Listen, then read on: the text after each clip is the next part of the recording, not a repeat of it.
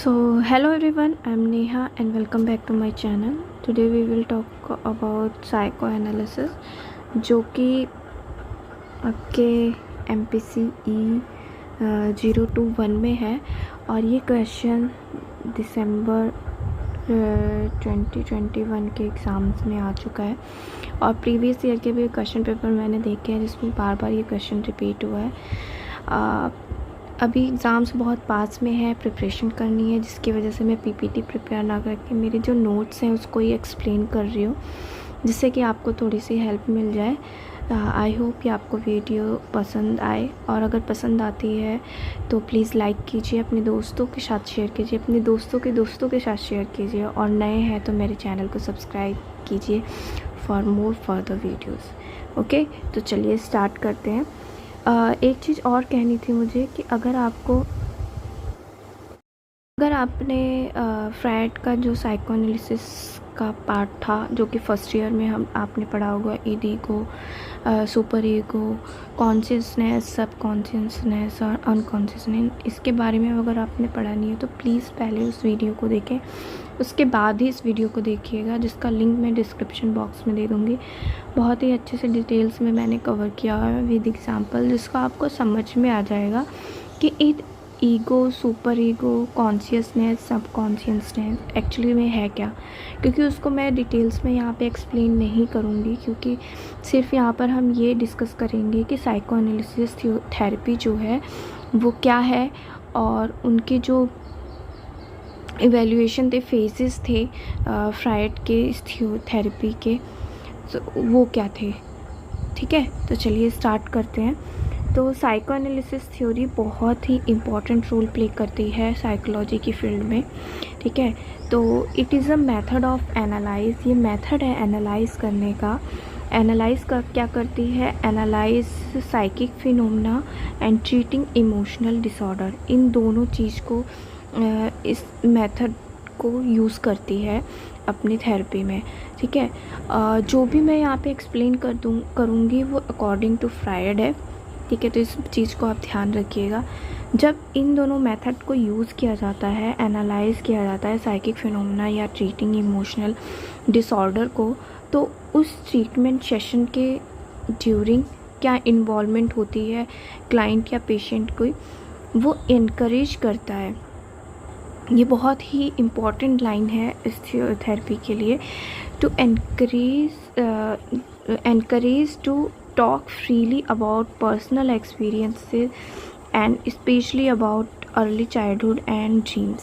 ठीक है, स्पेशली किसके बारे में बात करते हैं ये कि जो क्लाइंट है, पेशेंट है आपका, वो फ्रीली आपसे अपनी बातों को आपके सामने रख सके, जिसके थ्रू आप उसको एनालाइज कर सकें साइकिक फिनोमेना को और ट्रीट कर सकें उसके इमोशनल डिसऑर्डर को। ठीक है, चलिए अब आगे चलते हैं। साइकोएनालिसिस थ्योरी जो है, जैसा कि मैंने बताया, थ्योरी ऑफ मेंटल फंक्शनिंग है। ठीक है, और ये थ्योरी है, ये specific type of psychological treatment है, साइकोलॉजिकल ट्रीटमेंट ऑफ फिलॉसफी। यहाँ पे इसका मतलब ये है कि the overall aim of therapy is to help you improve the quality of your life and relationship with others. जिसके भी थ्रू आप कोई भी इशू फेस कर रहे हैं, चाहे वो मेंटली हो, उस मेंटली प्रॉब्लम्स को इम्प्रूव करती है इस थेरेपी के थ्रू, क्वालिटी को, आपके रहने के तरीके को, आपके रिलेशनशिप को लोगों से। ठीक है, तो उसमें ये थेरेपी जो है, ये थ्योरी जो है हेल्प करती है। Basically it is generally known as a theory of human behaviour. ठीक है, तो इसके 3 एप्लीकेशंस हैं। A method of investigation of the mind.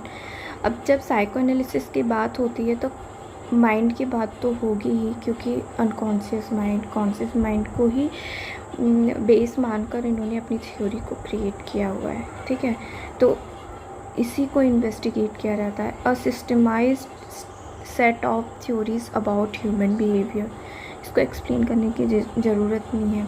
ठीक है, a method of treatment of psychological और इमोशनल इलनेस। ठीक है, हम साइकोलॉजिकल और इमोशनल इलनेस को, जो कि अभी मैंने स्टार्टिंग में ही बताया, ट्रीटिंग इमोशनल डिसऑर्डर, तो इस मेथड के थ्रू ही हम ट्रीट करते हैं।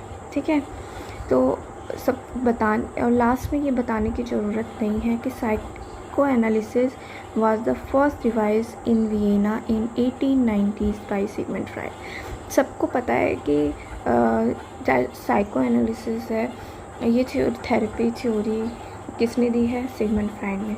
बट कब दी है? 1890s इन वियना में दी है। इस चीज़ को आप ध्यान रखना। ओके, अब आते हैं इस थ्योरी की जो रूट है वो क्या एनालाइज करती है।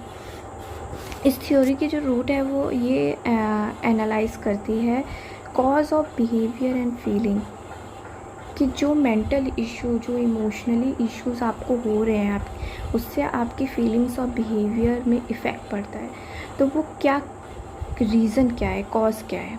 तो किसके थ्रू किया जाता है? By exploring your unconscious mind and conscious mind's relation to it. ठीक है, और फ्राइड जो थे वो किस पे बिलीव करते थे?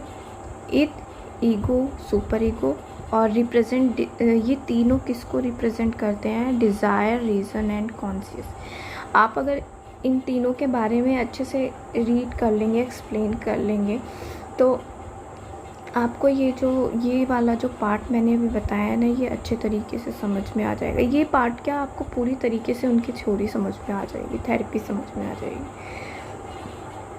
तो जो रूट कॉज होता है ऑफ ऑल मेंटल डिसऑर्डर का, वो क्या होता है? Desire in the unconscious mind. कुछ डिज़ायर्स ऐसी होती हैं अनकॉन्शियस माइंड में जो कि रूट होती हैं मेंटल डिसऑर्डर्स का। ठीक है, जिसको साइको एनालिसिस के थ्रू सिगमंड फ्राइड ट्रीट करते हैं। ठीक है, अब एक क्वेश्चन बहुत ही इम्पॉर्टेंट है, ये भी प्रीवियस ईयर के क्वेश्चन पेपर में आया हुआ है, और जो हमारा जुलाई 2020 बैच के सेकेंड ईयर का जो मैंने अभी सेकेंड ईयर का असाइनमेंट सबमिट किया था, उसमें भी ये क्वेश्चन था।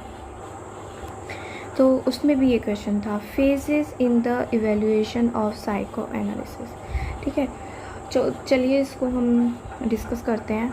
तो 3 फेज़ थे साइको एनालिसिस एवोल्यूशन के। फर्स्ट फेज़ में क्या किया था फ्राइड ने, कि फर्स्ट फेज़ में उन्होंने central aspect of human mind was conscious thoughts. ठीक है, सेंट्रल एस्पेक्ट उनका क्या था? ह्यूमन माइंड का और कॉन्शियस थॉट्स का।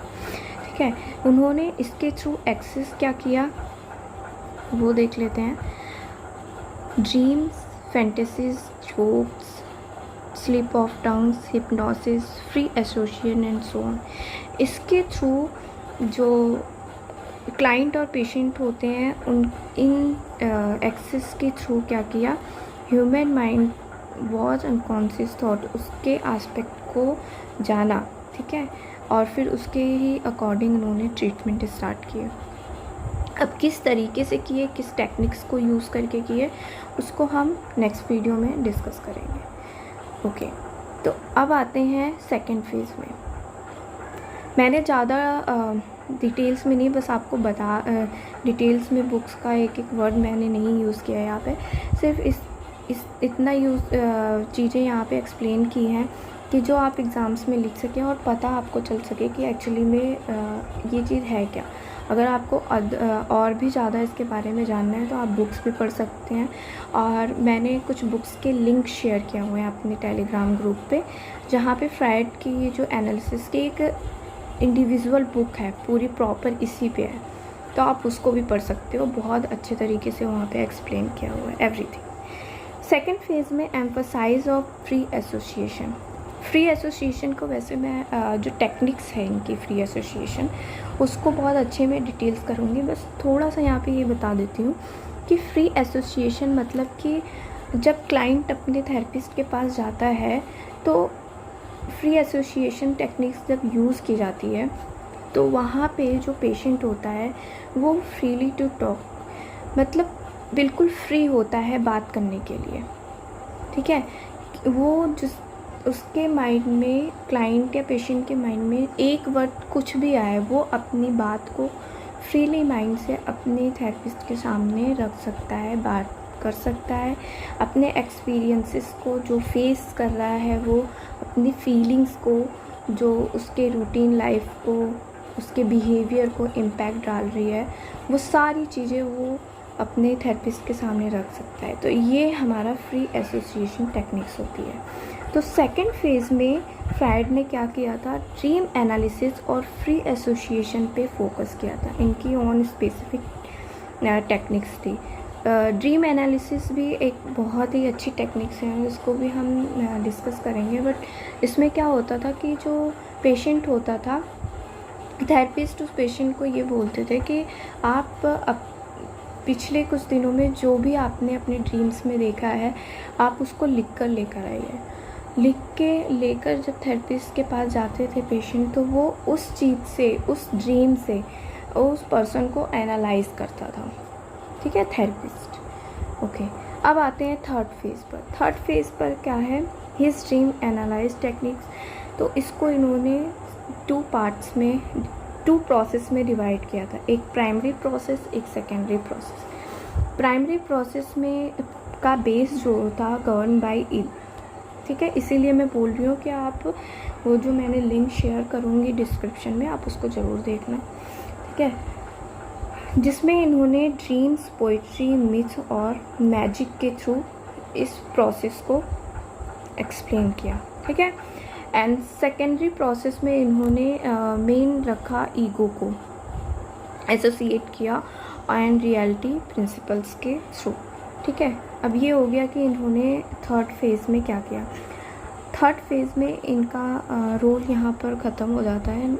इन्होंने इसी पर बस काम किया। इसके आगे इसी थ्योरी को, इसी थेरेपी को मॉडिफाई किया।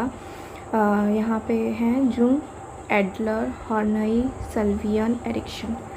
तो जो सल्वियन और हॉर्नई की थ्योरी है, जो साइकोएनालिसिस पर ही बेस है, ये हमारे जो MPC 003 फर्स्ट ईयर की जो बुक थी पर्सनैलिटी के ऊपर, उसमें मैंने ये दोनों टॉपिक कवर किए हुए हैं। अगर आपको पढ़ना है तो प्लीज़ वो वीडियो देखिएगा। इसके भी लिंक मैं डिस्क्रिप्शन बॉक्स में दूंगी। ठीक है, आप इसको भी पढ़ सकते हैं, अदरवाइज़ आप बुक से भी पढ़ सकते हैं, एज यू विश। तो ये था व्हाट इज़ साइकोएनालिसिस थेरेपी, क्या किया जाता है इस थेरेपी में, और कौन कौन से फेजेस थे साइकोएनालिसिस थेरेपी के। आई होप ये वीडियो आपको पसंद आई हो। अगर पसंद आई है तो प्लीज़ लाइक करें, अपने दोस्तों के साथ शेयर करें, और नए हैं तो प्लीज़ सब्सक्राइब करें फॉर मोर फर्दर वीडियोस।